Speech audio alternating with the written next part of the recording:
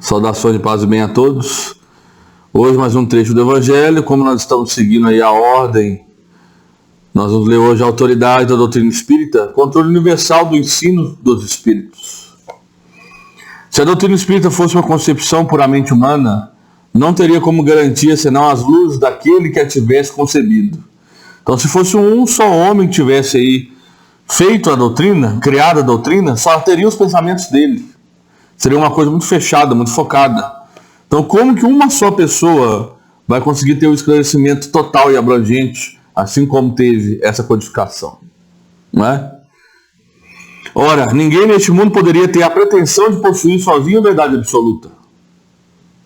A única pessoa que pôde falar que eu sou o caminho e a verdade foi Jesus, reencarnado. Fora ele, nenhum outro ser reencarnado pode-se dizer que é detentor da verdade. Se os espíritos que a revelaram se houvesse manifestado a apenas um homem, nada lhe garantiria a origem, pois seria necessário crer sob palavra no que dissesse haver recebido os seus ensinos. Como nós sabemos, ele foi codificado em vários países com várias línguas diferentes. Kardec viajou aí por vários países e recebeu as mesmas respostas. Admitindo-se absoluta sinceridade de sua parte, poderia no máximo convencer as pessoas do seu meio e poderia fazer sectários, mas não chegaria nunca a reunir todos. Deus quis que a nova revelação chegasse aos homens por meio mais rápido e mais autêntico. Eis porque encarregou os espíritos de a levarem de um polo ao outro, manifestando-se por toda parte, sem dar a ninguém o privilégio exclusivo de ouvir a sua palavra. Um homem pode ser enganado e pode enganar-se a si mesmo, mas não aconteceria assim quando milhões veem e ouvem a mesma coisa.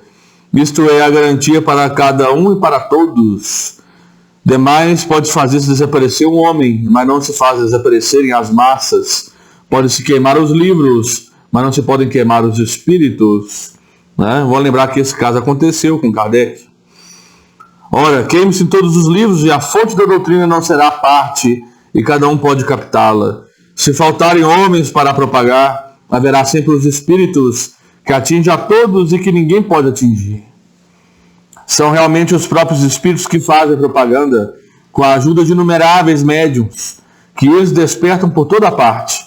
Se houvesse um intérprete único, por mais favorecido que esse fosse, o espiritismo estaria apenas conhecido. Esse intérprete, por sua vez, qualquer que fosse a sua categoria, provocaria a prevenção de muitos, não seria aceito por todas as nações. Os espíritos, entretanto, comunicando-se por toda parte, a todos os povos, a todas as seitas e a todos os partidos, são aceitos por todos. O espiritismo não tem nacionalidade, independe de todos os cultos particulares, não é imposto por nenhuma classe social, visto que cada um pode receber instruções de seus parentes e amigos de além-túmulo. Era necessário que assim fosse, para que ele pudesse conclamar todos os homens da fraternidade, pois se não se colocasse em terreno neutro, teria mantido as dissensões em lugar de apaziguá-las. Esta universalidade do ensino dos espíritos faz a força do espiritismo e ao mesmo tempo a causa de sua tão rápida propagação. Enquanto a voz de um só homem, mesmo com o auxílio da imprensa, necessitaria de séculos para chegar aos ouvidos de todos, eis que milhares de vozes se fazem ouvir simultaneamente em todos os pontos da terra, para proclamar os mesmos princípios e os transmitir aos mais ignorantes e aos mais sábios, a fim de que ninguém seja deserdado. É uma vantagem de que não pôde gozar nenhuma das doutrinas aparecidas até hoje. Se, portanto, o espiritismo é uma verdade, ele não teme nem a má vontade dos homens, nem as revoluções morais, nem as transformações físicas do globo, porque nenhuma dessas coisas pode atingir os espíritos. Mas não é esta a única vantagem que resulta dessa posição institucional. O espiritismo ainda encontra nela uma poderosa garantia contra os cismas que poderiam ser suscitados, quer pela ambição de alguns, quer pela contradição de certos espíritos. Essas contradições são certamente um escolho, mas carregam em si mesmas o remédio ao lado do mal. Vamos lembrar que as comunicações espirituais, elas podem ser feitas tanto por espíritos evoluídos, quanto por espíritos levianos, né? A diferença é que os espíritos evoluídos irão comunicar um ensinamento de uma mesma forma em diferentes línguas, né? E isso não vai cair por terra, quer queira a ciência avançando ou quer a sociedade avançando. Agora, um leviano, ele sempre vai cair por terra, ele sempre vai se contradizer, porque ele vai querer que somente ele, si próprio, se dê bem, né? Ele quer fazer as coisas para que ele ganhe algo. E quando a gente age assim, nós mesmos encarnados sabemos que não dá certo, né? Sabes que os espíritos, em consequência das suas diferenças de capacidade, estão longe de possuir individualmente toda a verdade, que não é dada a todos penetrar certos mistérios, que o saber é proporcional à sua depuração, que os espíritos vulgares não sabem mais do que os homens, que há entre eles, como entre estes, presunçosos e falsos sábios, que creem saber aquilo que não sabem, sistemáticos, que tomam suas próprias ideias pela verdade, enfim, que os espíritos da ordem mais elevada, que são completamente desmaterializados, são os únicos libertos das ideias e das preocupações terrenas. Mas sabes também que os espíritos embusteiros não têm escrúpulos para esconder-se atrás de nomes emprestados, a fim de fazerem aceitar suas utopias. É por isso que quando um espírito é notório, famoso, ele vai ser muito usado, né? E vão tentar fazer comprovações físicas para que as pessoas acreditem neles, né? Então, se você for numa casa espírita e ali se fala um nome notório, Jesus, né, Deus, Maria, tomem cuidado, porque ele está tentando se fazer se passar por esses espíritos notórios, só para todo mundo não questioná-los, né, para eles serem obedecidos. Mas nós, estudantes do Espiritismo, analisamos as comunicações espirituais com a razão, né, e não com a emoção. Não é isso? Nós somos estudantes, nós temos o crivo da razão, nós sabemos aí como que um espírito leviano ele vai se comunicar, o que ele vai falar, né? Ele vai nos elogiar, ele vai nos levantar nossa estima, né? Ele vai falar que nós já sabemos o suficiente, ele vai nos parabenizar pela postura que nós temos no nosso cotidiano, mas ele não vai cobrar, né? Agora, diferente de um espírito evoluído, né? Se algum espírito evoluído entrar em contato com você, ele não vai te elogiar. Ele vai te dar dicas para que você continue o caminho da evolução. Mas elogios é muito difícil, né? Ele vai te ajudar, ele vai te guiar. Ele vai te fazer críticas construtivas para que você erre menos, né? Mas sabe também que os espíritos embusteiros não têm escrúpulo de esconder atrás de nomes emprestados, a fim de fazerem aceitar suas utopias. Disso resulta que para tudo o que está fora do ensino exclusivamente moral, as revelações que alguém possa obter são de caráter individual, sem autenticidade, e devem ser consideradas como opiniões pessoais, deixam daquele espírito, sendo imprudência aceitá-las e propagá-las levianamente como verdades absolutas. Hoje o planeta está com um certo problema, né? Um médium lá não sei das quantas tem uma visão. O que é a visão? Um espírito soprou no ouvido dele uma coisa e pela mediunidade ele teve uma visão.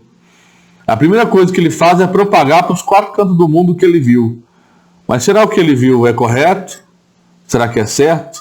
Será que deveria ser assim?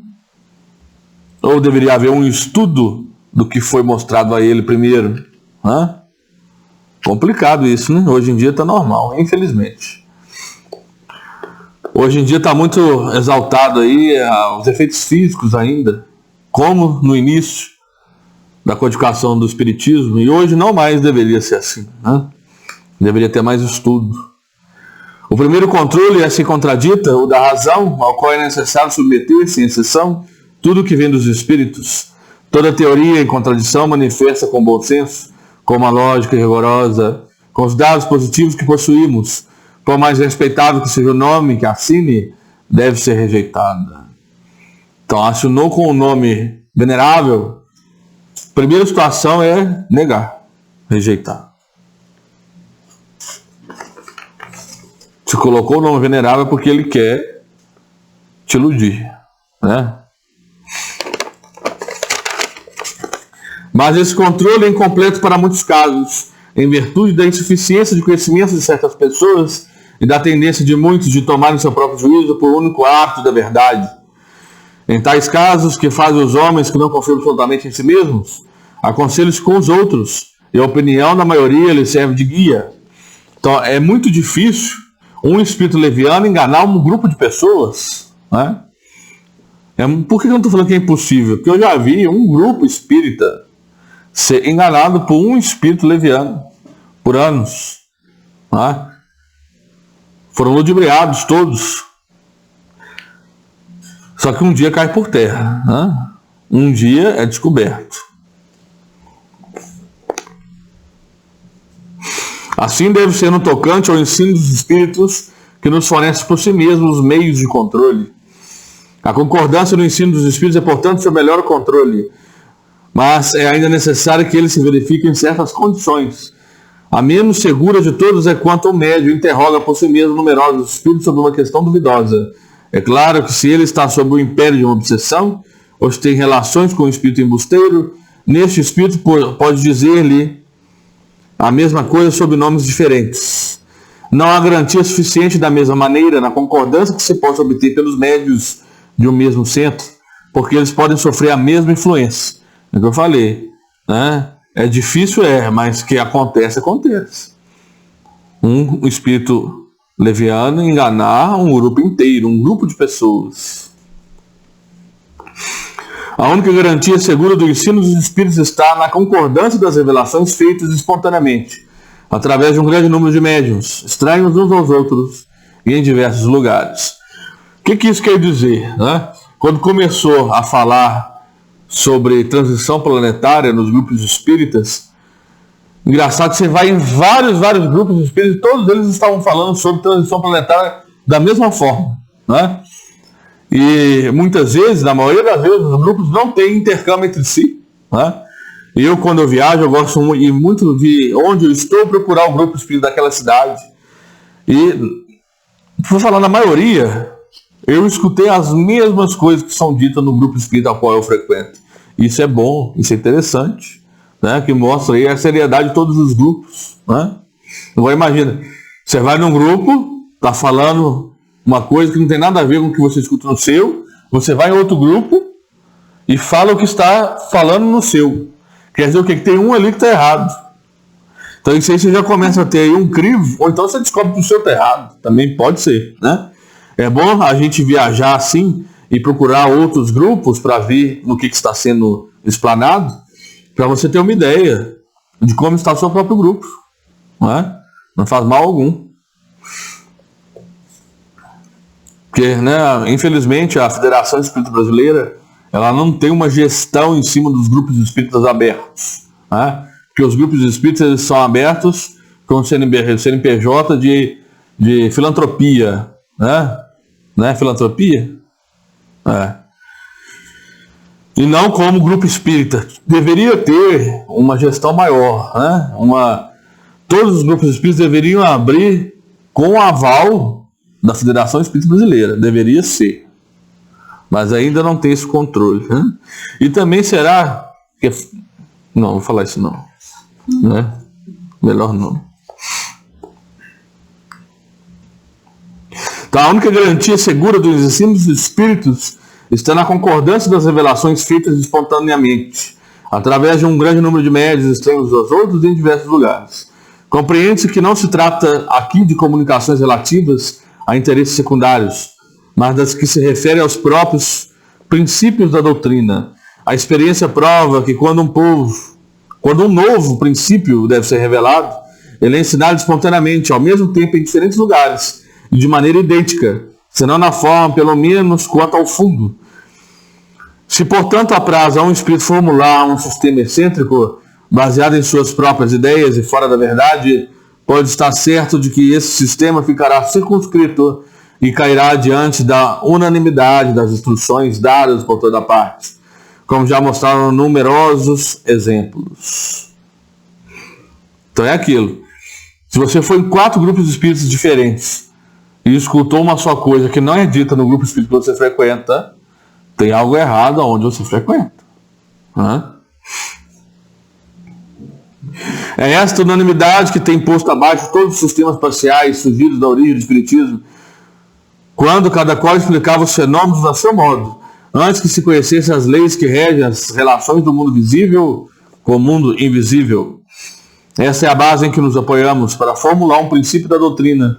Não é por concordar ele com as nossas ideias que o damos como verdadeiro.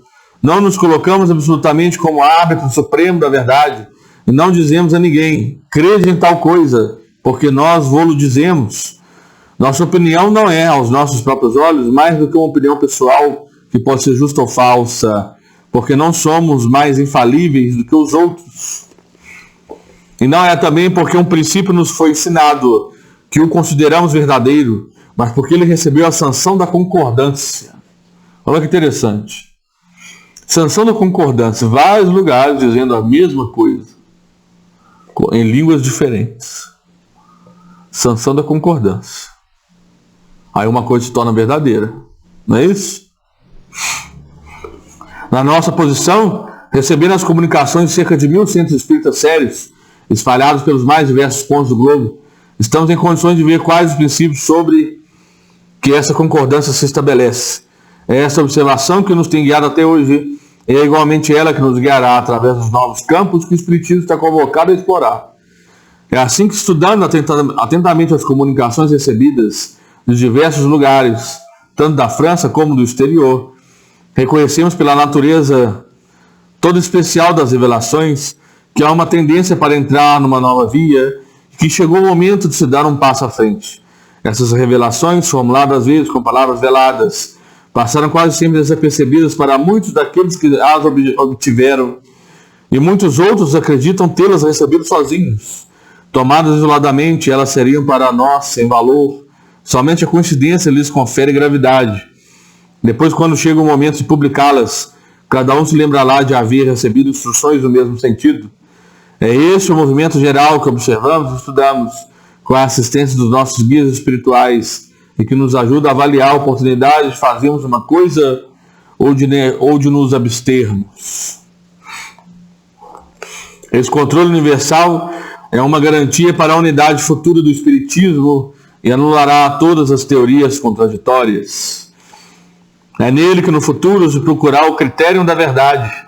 O que determinou o sucesso da doutrina formulada no Livro dos Espíritos e no Livro dos Médiuns foi que por toda parte, cada qual pode receber diretamente dos Espíritos a confirmação do que eles afirmavam. O interessante é que, para mim, quando eu li o Livro dos Espíritos e o Livro dos Médiuns, parece que eu estava lendo relatos da minha própria vida, porque como médium ostensivo, o que eu lia acontecia comigo no meu dia a dia. Então foi como encontrar um manual de respostas para a vida ostensiva, espiritual, mediúnica que eu estava passando. Se aconteceu comigo, eu abri mais a minha aceitação daquele livro para eu tomar ele como verdade, porque quando eu li, eu era de outra religião. Então quando eu fui lendo, foi respondendo às minhas próprias dúvidas, assim me chamando a atenção para o que estava sendo lido.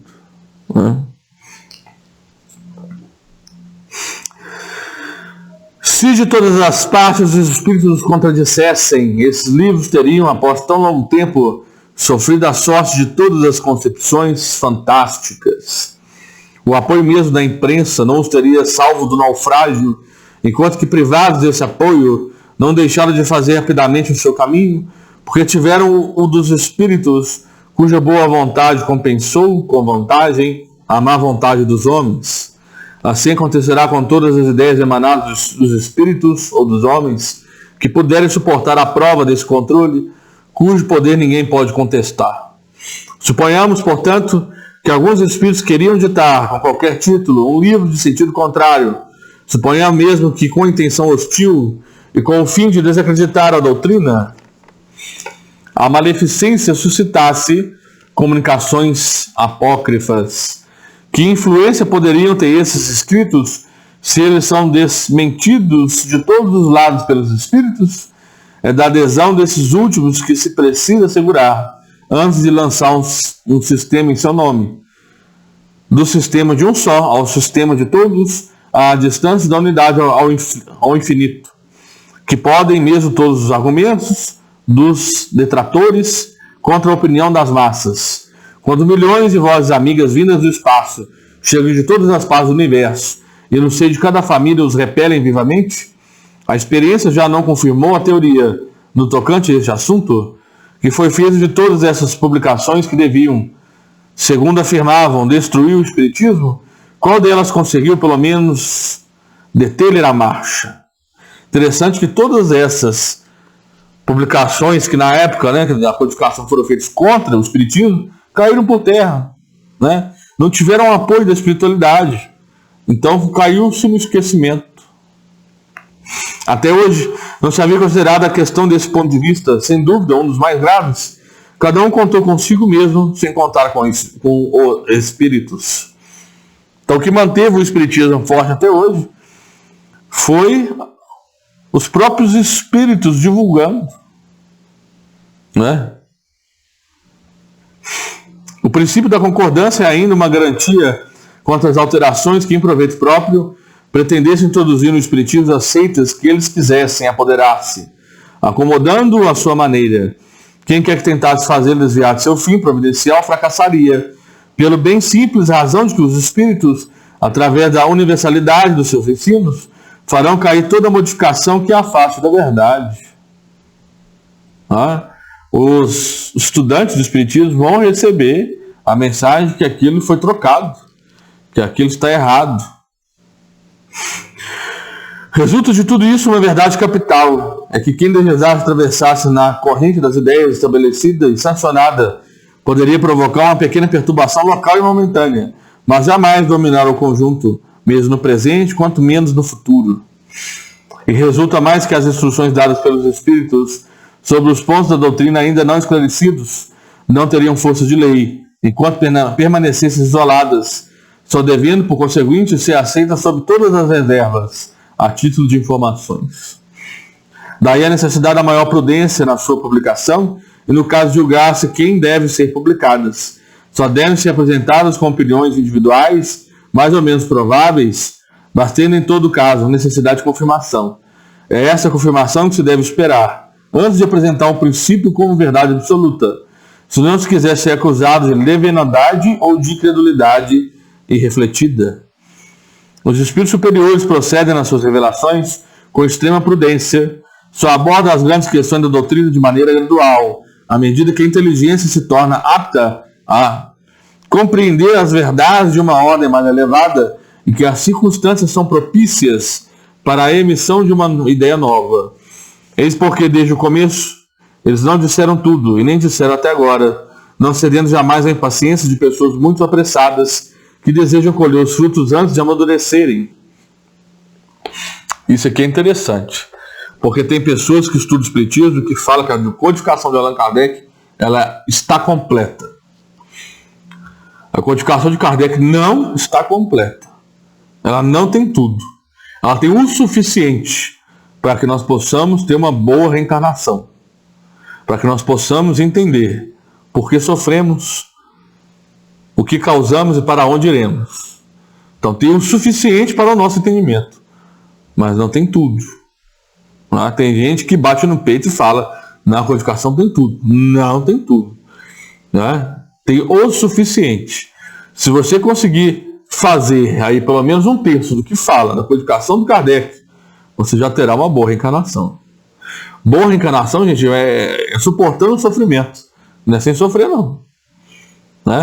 Porque a codificação do Espiritismo nos ensina a ter resignação para suportar os sofrimentos. E eu sei que vai ter gente que vai discordar de mim. Se você discorda, coloque aí nos comentários que nós possamos aí dialogar sobre. Mas o próprio Evangelho está falando aqui para a gente que ele não é completo. Você vai acreditar em quem? Em você que está falando que é completo, ou no Evangelho que fala que ele mesmo não é completo?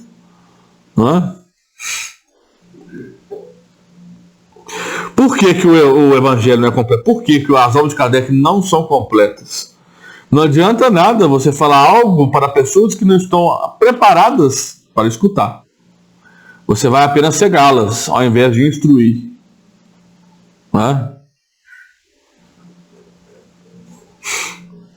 Seria, pois, inútil querer antecipar o tempo marcado pela providência para cada coisa, porque então os espíritos verdadeiramente sérios recusam-se positivamente a ajudar.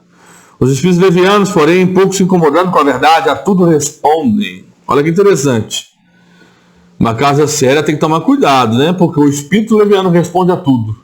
Já o evoluído, ele responde no que é lícito responder. Aquele que está perguntando, se ele não tiver condições morais de entender, o espírito evoluído não responde. Já o leviano responde a tudo. É por essa razão que sobre todas as questões prematuras há sempre respostas contraditórias. Os princípios acima não são o resultado de uma teoria pessoal, mas a forçosa consequência das condições em que os espíritos se manifestam. É evidente que, se um espírito diz uma coisa num lugar, enquanto bilhões dizem o contrário por toda parte, a presunção de verdade não pode estar com aquele discurso só, e nem aproximar-se da sua opinião, pois pretender que um só tenha razão contra todos seria tão ilógico de parte de um espírito como de parte dos homens. Os espíritos verdadeiramente sábios, quando não se sentem suficientemente esclarecidos sobre uma questão, não a resolvem jamais de maneira absoluta. Declaram tratar do assunto de acordo com a sua opinião pessoal, se aconselham esperar essa confirmação. Por maior, mais bela e justa que seja uma ideia, é impossível que reúna, desde o princípio, todas as opiniões. Os conflitos que dela resultam são a consequência inevitável do movimento que se processa, e são mesmo necessários para melhor fazer ressaltar a verdade. É também útil que eles surjam no começo, para que as ideias falsas sejam mais rapidamente desgastadas. Os espíritas que revelam alguns temores devem ficar tranquilos. Todas as pretensões isoladas cairão, pela força mesmo das coisas, diante do grande e poderoso critério do controle universal. Não será pela opinião de um homem que se produzirá a união, mas pela unanimidade da voz dos espíritos. Não será um homem, e muito menos nós, que qualquer outro, que fundará a ortodoxia espírita, nem será tampouco um espírito vindo impor-se a quem quer que seja. É a universalidade dos espíritos, comunicando-se sobre a terra, por ordem de Deus. Este é o caráter essencial da doutrina espírita. Nisso está a sua força e sua autoridade. Deus quis que a sua lei fosse assentada sobre uma base inabalável, e foi por isso que não a fez repousar sobre a cabeça frágil de um só. É diante desse poderoso Areópago, que nem conhece o conluio, nem as rivalidades ciumentas, nem o sectarismo, nem as divisões nacionais, que virão quebrar-se todas as oposições, todas as ambições, todas as pretensões de supremacia individual, que nós quebraríamos nós mesmos, se quiséssemos substituir esses decretos soberanos por nossas próprias ideias. Será ele somente que resolverá todas as questões litigiosas, que fará calar as dissidências e dará falta ou razão a quem de direito. Diante desse grandioso acordo de todas as vozes do céu, que pode a opinião de um homem ou de um espírito, menos que uma gota d'água que se perde no oceano, menos que a voz de uma criança abafada pela tempestade. A opinião universal, eis portanto o juiz supremo, aquele que pronuncia em última instância. Ela se forma de todas as opiniões individuais. Se uma delas é verdadeira, tem na balança do seu peso relativo. Se uma é falsa, não pode sobrepujar as outras. Nesse imenso concurso, as individualidades desaparecem, e eis aí um novo revés para o orgulho humano. Vai chegar uma hora que todas as ideias humanas vão convergir para uma só religião. Depois que o mundo estiver regenerado, né? Esse conjunto harmonioso já se esboça, portanto, esse século não passará antes que ele brilhe em todo o seu esplendor, de maneira a resolver todas as incertezas, porque daqui para diante, vozes poderosas terão recebido a missão de se fazerem ouvir, para reunir os homens sob a mesma bandeira, uma vez que o campo esteja suficientemente preparado. Olha só. Então, quando o campo estiver suficientemente preparado, uma só bandeira será erguida. Enquanto isso, Aquele que flutuar entre dois sistemas opostos poderá observar em que sentido se forma a opinião geral. É um indício seguro do sentido em que se pronuncia a maioria dos espíritos, dos diversos pontos sobre os quais se comunicam. É um sinal não menos seguro de qual dos dois sistemas predominará. Então é assim nós terminamos esse texto de hoje. Um pouco longo, mas foi interessante, né? Vimos aí que o próprio Evangelho fala que as obras de Kardec não são completas, mas sim o suficiente para que você possa ter um futuro bom, né? Vamos ficar por aqui, que o Senhor Jesus nos abençoe, que nós possamos continuar os nossos estudos. Que assim seja.